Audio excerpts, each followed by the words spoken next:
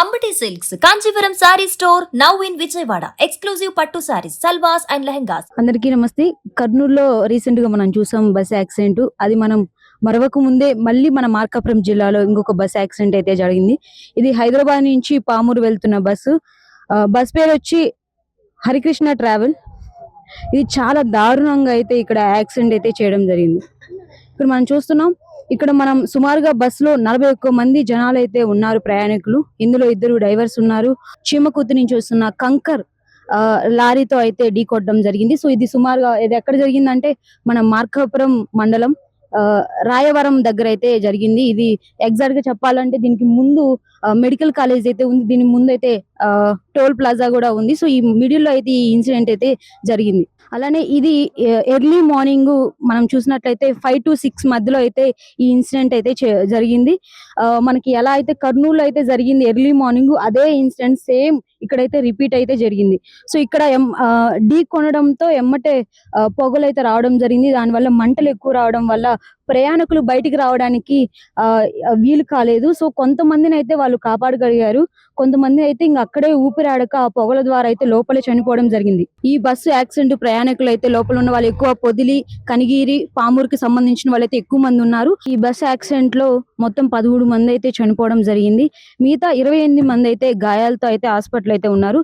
ప్రస్తుతం కొంతమంది మనం చూసినట్లయితే పామూరుకి సంబంధించిన వాళ్ళు 8 మంది అయితే చనిపోవడం జరిగిందని మన లిస్ట్ అయితే తెలుస్తుంది. సో ఇది స్టార్టింగ్ నుంచి ఎక్కడైతే హైదరాబాద్ నుంచి స్టార్ట్ అయిందో అక్కడి నుంచి కూడా కొంచెం ఏదో ఇదిగా ఉంది, ఏదో అని చెప్పి రిపేర్ గా ఉందని కూడా చెప్పడం జరుగుతుంది. అయితే ఈ యాక్సిడెంట్ ఏదైతే ఈ ఇన్సిడెంట్ జరగకముందు ఎర్రగొండపాలెంలో అయితే ఒక ప్లేస్ లో అయితే ఒక 1 hour అయితే సో ఆగడం జరిగింది. ఆ క్రమంలోనే రిపేర్ అయితే చేయడం జరిగిందని కూడా చెప్పడం జరుగుతుంది.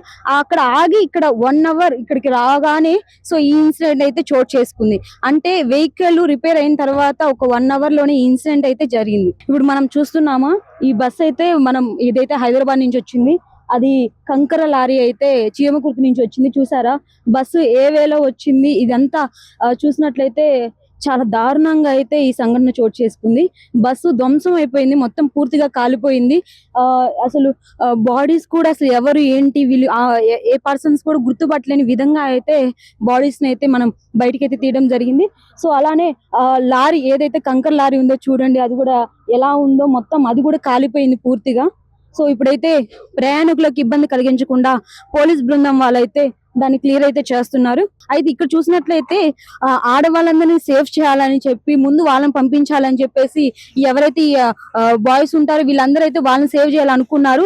కానీ అందులో పెద్దవాళ్ళు, మిడిల్ వాళ్ళు అందరూ ఉన్నారు. అయితే పెద్దవాళ్ళు అయితే ఇక్కడ ఎక్కువ అయితే మరణించడం జరిగింది. ఎందుకంటే ఆ పొగకి వాళ్ళకి ఊపిరాడక ఎక్కువ వాళ్ళు బయటికి రాలేక స్మోక్ అయితే కోల్పోయడం జరిగింది. సో అందుకే ఇక్కడ మనం చనిపోయిన వాళ్ళు చూసినట్టు ఎక్కువ పెద్దవాళ్ళు అయితే ఉంది. సో ఏదైతే బ్యాక్ సైడ్ నుంచి అయితే కొంతమంది అయితే ఈ 28 మంది ఎవరైతే కొంచెం గాయాలతో బయటకు వచ్చారో సేఫ్ గా, అదైతే ఆ బ్యాక్ సైడ్ నుంచి ఎక్కువ మంది రావడం జరిగింది. సో మిడిల్ ఫ్రంట్ సైడ్ రాలేక సో ఎక్కువ మంది అక్కడే అయితే చనిపోవడం జరిగింది.